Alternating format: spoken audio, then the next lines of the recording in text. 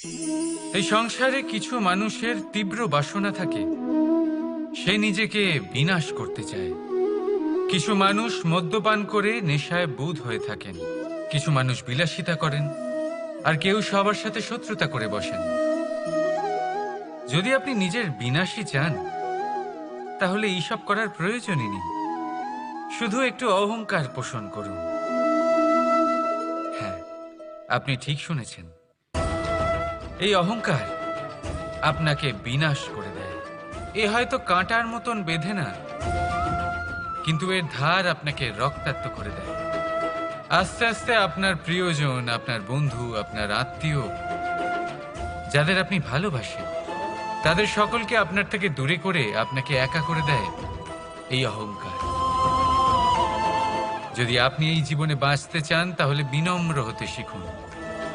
আর যদি আপনি নিজের বিনাশ চান, তাহলে অহংকার পোষণ করতে শিখুন। সিদ্ধান্ত হলো আপনার, এই জীবন হলো আপনার। রাধা রাধা। ধৈর্য।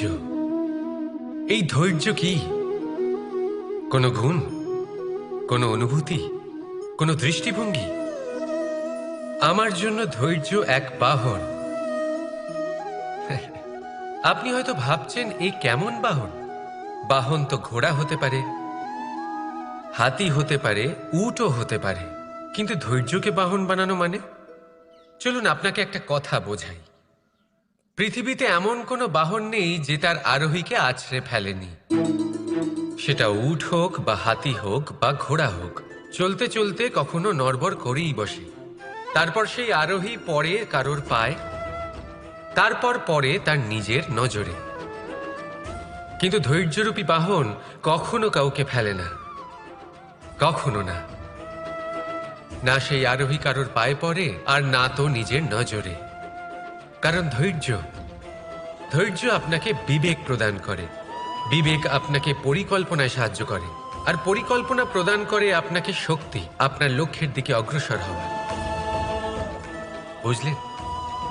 ধৈর্যকে সঙ্গে রাখুন, নিজেকে আরো ধৈর্যশীল করে তুলুন। এই ধৈর্যের সাহায্যে আরোহণ করে দেখুন কিভাবে এই বাহন আপনাকে আপনার গন্তব্যে পৌঁছে দেবে। রাধা রাধা। বর্ষা ঋতু শুরু হলেই পাখিদের মধ্যে চাঞ্চল্য বেড়ে যায়। আর সেটা হবে নাই বা কেন? বাসা ভেঙে যায়, বৃক্ষ ভেঙে পড়ে। প্রত্যেক পাখি তার থাকার জন্য একটা নতুন জায়গার, একটা ছায়ার, একটা ছাদের খোঁজে থাকে। শুধু একটা পাখি এসব কিছুই করে না। না তো তার এসব সমস্যা নিয়ে কোনো চিন্তা থাকে, না কোনো দরকার পড়ে। আর সেই পাখি হলো বাজ। সেই সব সমস্ত ছোটখাটো সমস্যার থেকে অনেক দূরে ওপরে উড়ে বেড়ায়, মেঘের থেকেও অনেক উঁচুতে। তাই এই সব ছোটখাটো সমস্যা যা আপনার জীবনে এসে থাকে, এই সব নিজের চারপাশকে ঘিরতে দেবেন না। নিজের চিন্তা ভাবনাকে অনেক উঁচুতে রাখুন। আপনার সমস্ত সমস্যা নিজে থেকেই নিচে চলে আসবে। রাধা রাধা। মানুষের স্বভাব হলো যে সে সবসময় নিজে বলতে চায়, কারুর কথা শুনতে চায় না। কিন্তু তার এই স্বভাব তাকে এক বিশাল বড় জ্ঞানের থেকে দূরে সরিয়ে রাখে, সামনের মানুষের ব্যক্তিত্বের জ্ঞানের থেকে দূরে। তাই যদি আপনি কাউকে চিনতে চান, কাউকে বুঝতে চান, তাকে থামাবেন না, শুধু বলতে দিন। কারণ একজন ব্যক্তির ব্যক্তিত্ব লুকিয়ে থাকে তার কথার মধ্যে, আর তার আসল পরিচয় লুকিয়ে থাকে তার শব্দের পেছনে। বলতে দিন, আস্তে আস্তে আপনি সব বুঝতে পারবেন। এটাই তফাৎ হলো একজন সাধারণ মানব আর একজন মহামানবের মধ্যে। এক যে কাউকে বলতে দেয় না, আর এক যে সবার কথা শুনে। তাহলে সিদ্ধান্ত আপনার, আপনি কি সাধারণ হতে চান না অসাধারণ? কারণ এই ভবিষ্যৎ আপনার। রাধা রাধা। ধন আর মানুষের মনের মধ্যে একটা সম্পর্ক রয়েছে। সেই একই সম্পর্ক রয়েছে সুযোগ আর প্রয়াসের মধ্যে। মানুষ বলে, যদি আমি একটু ধন লাভ করি, তাহলে আমি কিছু করতে পারি। ধন বলে, যদি তুই কিছু করিস তবে তোর কাছে আমি আসব। মানুষ বলে, আমি কোনো সুযোগ পেলে তবেই তো চেষ্টা করব। আর সুযোগ বলে, তুই প্রয়াস কর তবেই তো আমি দেখা দেব। সবসময় জীবনে সেই কামনা করবেন না যা আপনি অন্য কারোর থেকে বা এই সংসারের থেকে নিয়তির সাহায্যে পেতে পারেন। মনোসংযোগ করুন নিজের কর্মের ওপর।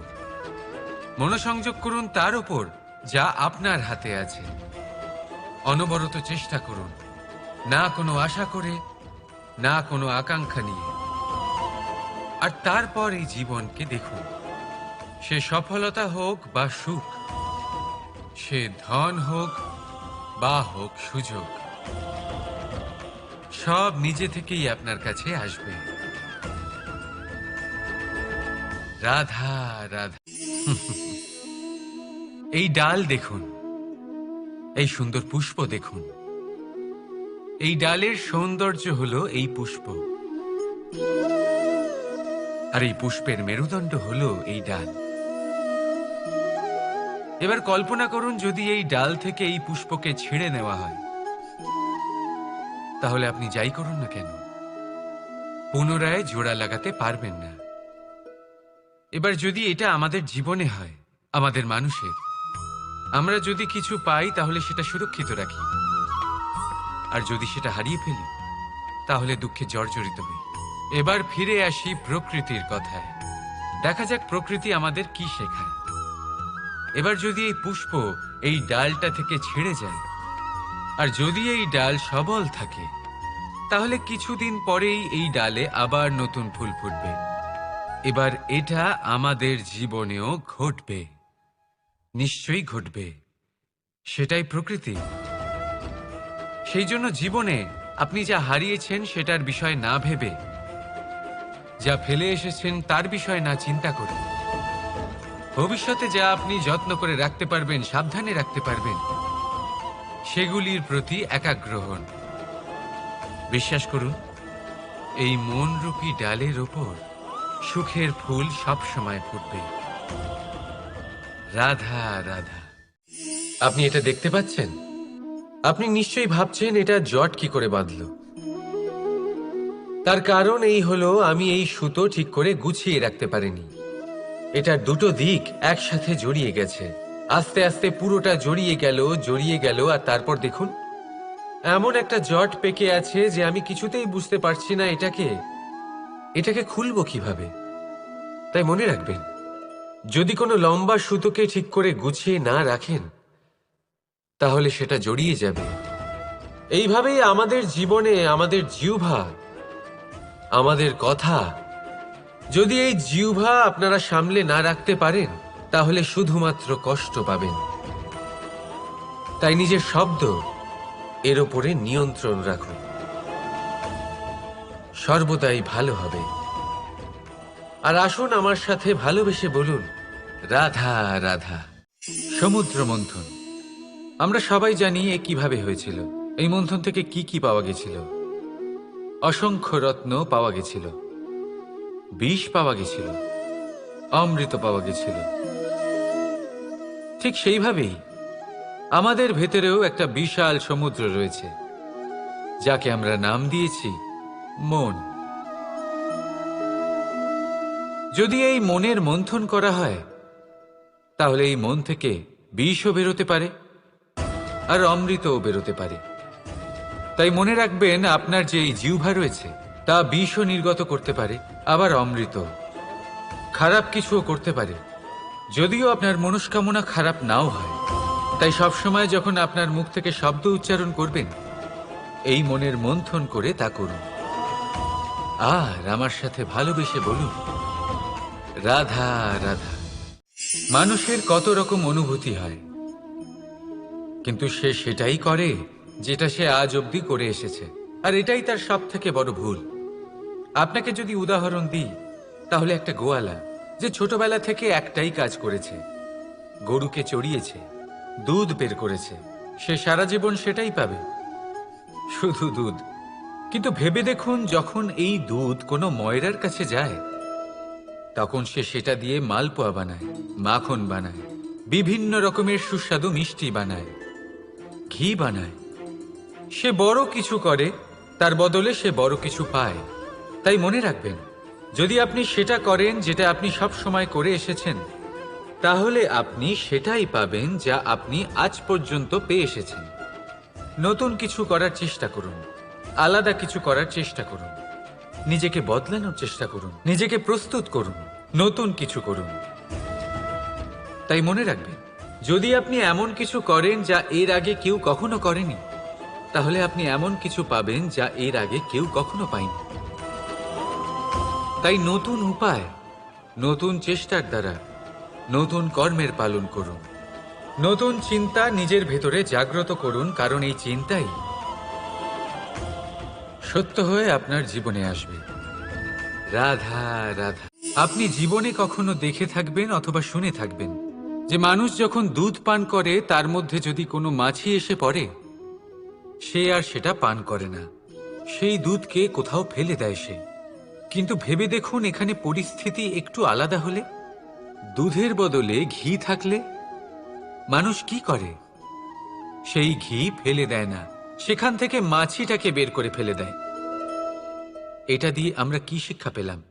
এটাই যে এখানে মাছি গুরুত্বপূর্ণ নয়, গুরুত্বপূর্ণ হলো সেই খাবার, ঘি।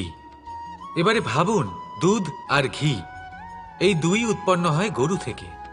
তাহলে বেশি মাহাত্ম্য ঘিকে কেন দেওয়া হয়?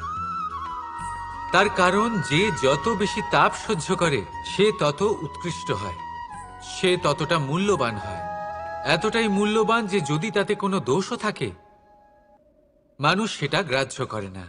তাই মনে রাখবেন, এই পুষ্টি অপুষ্টি এ শুধুই নামমাত্র, কিন্তু পরিশ্রম করা, সংঘর্ষ করা, তাপ সহ্য করা, এটা মানুষের অনুভূতি। তাই নাম নিয়ে না ভেবে অনুভূতির ওপরে মনোনিবেশ করুন, তাকে গুরুত্ব দিন। আর আসুন আমার সাথে ভালোবেসে বলুন, রাধা রাধা। এই সংসারে যেই জন্মগ্রহণ করে কিছু না কিছু অবশ্যই শেখে, এবং তার জন্য থাকে তার গুরুর অবদান।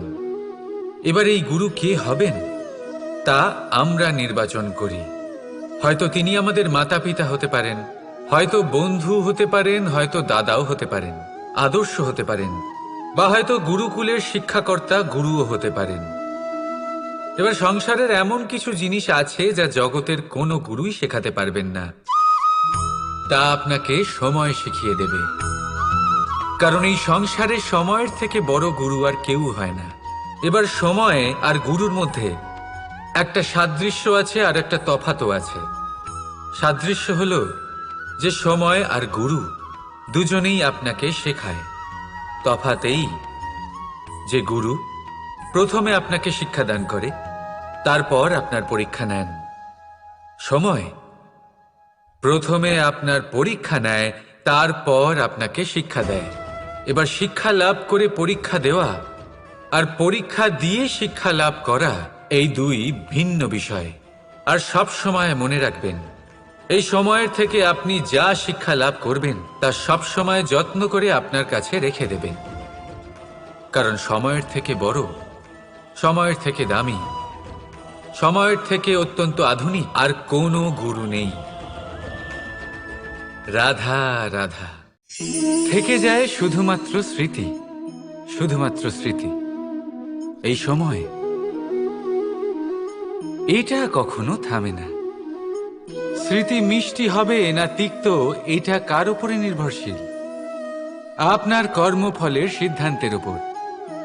যদি আপনি এই জীবনটাকে বুঝতে চান, নিজের ভুলের থেকে কিছু শিখতে চান, তাহলে পিছনে তাকান।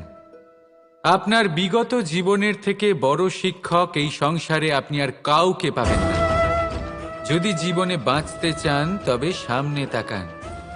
সমস্ত সম্ভাবনা, সমস্ত সুযোগ ওখানেই আছে। যদি নিজেকে শুধরোতে চান, নিজের ভুল সংশোধন করতে চান, মহৎ কিছু করতে চান, তাহলে আগামী সময়ের থেকে ভালো স্থান আর কোথাও পাবেন না। তাই মনে রাখবেন, আপনি যতই চেষ্টা করুন যাতে আপনার দ্বারা কোনো ভুল না হয়, আপনার কোনো না কোনো ভুল অবশ্যই হবে। সেরকম হলে সেই ভুলের জন্য অনুশোচনা অবশ্যই করুন, তার থেকে শিক্ষাও নিন, কিন্তু সেই ভুল সংশোধন করতে কখনো ভুলবেন না। আপনার অতীতের কোনো ভুল ভবিষ্যতের একটা সুন্দর ফুলও হতে পারে। রাধা রাধা। কখনো কোনো বাচ্চাকে দেখেছেন? কত কিছু ঘটতে থাকে তার জীবনে, শৈশব থেকে বেড়ে ওঠা অবধি অসংখ্য অনুভূতি অনুভব করে সে। কখনো পড়ে যায়, কখনো আহত হয়, কখনো জ্ঞান লাভ করে, কখনো কষ্ট সহ্য করে, তো কখনো আনন্দ উপভোগ করে। কিন্তু মনে রাখে সে শুধুমাত্র আনন্দের মুহূর্তগুলি। এবার শুধু একবার আপনার জীবনের প্রারম্ভের দিকে তাকিয়ে দেখুন, আপনার শৈশবে তাকিয়ে দেখুন। আপনি দেখবেন বেশিরভাগ যেসব স্মৃতি আপনার মনে আছে সেগুলি সমস্ত ভালো মুহূর্তের, খারাপ মুহূর্তের নয়। সেই জন্য শৈশব সব থেকে সুখী হয়, এতে নিশ্চিন্ত থাকা যায়। সেই জন্য আজ আপনি যতই বড় হয়ে উঠুন না কেন, খারাপ স্মৃতি, খারাপ ঘটনা সব ভুলে যাওয়ার চেষ্টা করুন। একবার খারাপ ঘটনা ভুলে যাওয়ার অনুভূতি আপনার হয়ে গেলে তখন মনে রাখবেন, যতই কঠিন পরিস্থিতির মুখোমুখি আপনাকে হতে হোক, তার মোকাবিলা করতে আপনি সক্ষম। রাধা রাধা।